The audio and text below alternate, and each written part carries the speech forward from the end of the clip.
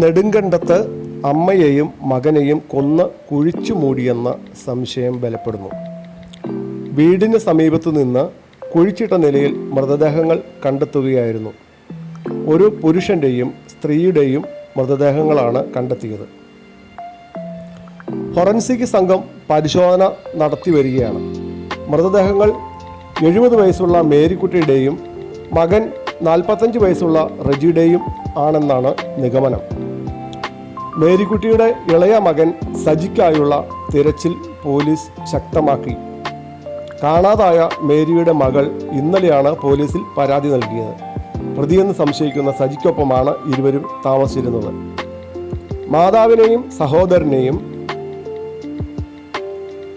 അന്വേഷിച്ച് അയൽവാസികൾ നടത്തിയ ചോദ്യങ്ങൾക്ക് സജി വ്യക്തമായ മറുപടി നൽകിയിരുന്നില്ല.